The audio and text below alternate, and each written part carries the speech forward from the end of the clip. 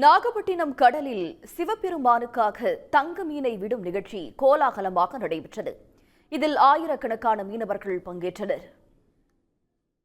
63 நாயன்மார்களில் நாகை மாவட்டம் நம்பியார் நகரில் மீனவராக பிறந்த அதிபத்த நாயனார் சிவபெருமானிடம் பக்தி கொண்டு முதல் மீனை கடலில் விடுவது வழக்கம். இவரது பக்தியை சோதிக்க நினைத்த சிவபெருமான் தங்க மீன் ஒன்றை வலையில் விடச் செய்ததாகவும் அந்த மீனையும் அதிபத்த நாயனார் கடலில் விட்டதாகவும் இதன் மூலம் அதிபத்த நாயனாரின் பக்தியை கண்ட இறைவன் அவருக்கு காட்சியளித்ததாகவும் புராணங்கள் கூறுகின்றன.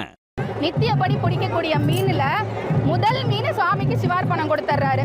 சுவாமி அவரை ஆட்கொள்ளும் பொருட்டு என்ன பண்றாரு அப்படின்னா தொடர்ச்சியாக ஒரே ஒரு மீனை மட்டும் வலையில சிக்க வைக்கிறாரு. வறுமை வந்து வாட்டிய பொழுதும், அதாவது கொள்கையினால் உயர்ந்து, பெருமான் மேல கொண்ட கொள்கையினால் உயர்ந்து என்ன பண்றாருன்னா மீனை கடலே சமர்ப்பணம் சிவார்ப்பணம் கொடுத்துட்றாரு. அவரை சோதிக்கும் பொருட்டு, முக்தி அளிக்கும் பொருட்டு சாமி என்ன பண்றாரு அப்படின்னா தங்க மீனை வலையில சிக்க வைக்கிறாரு. தங்க மீன்னா சாதாரண தங்க மீன் இல்லை, நவரத்தினங்கள் வைரம் எல்லாம் பதிச்ச மீனை காட்டுறாரு. அப்படியும் எப்படினாலும் நம்மளுடைய கொள்கை என்ன, தினமும் சிவபெருமானுக்கு முதல் மீனை கொடுக்கணும் அப்படின்னு சொல்லி மீனை திரும்பி கடல்லையே விட்டுறாரு.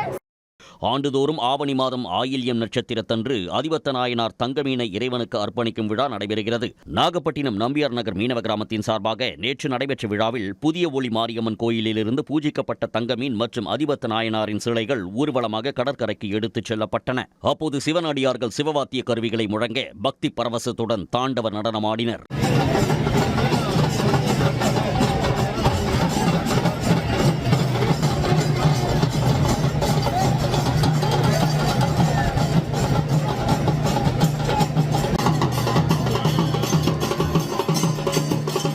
தொடர்ந்து தங்க மீனுடன் படகில் நடுக்கடலுக்கு சென்ற மீனவர்கள் சிவபெருமானுக்காக கடலில் தங்க மீனை விட்டு எடுத்தனர்.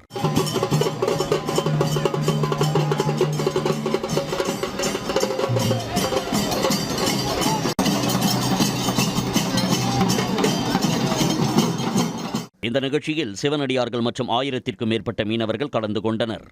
உடனுக்குடன் செய்திகளை தெரிந்து கொள்ள சன் நியூஸ் பெல் ஐகானை கிளிக் பண்ணுங்க.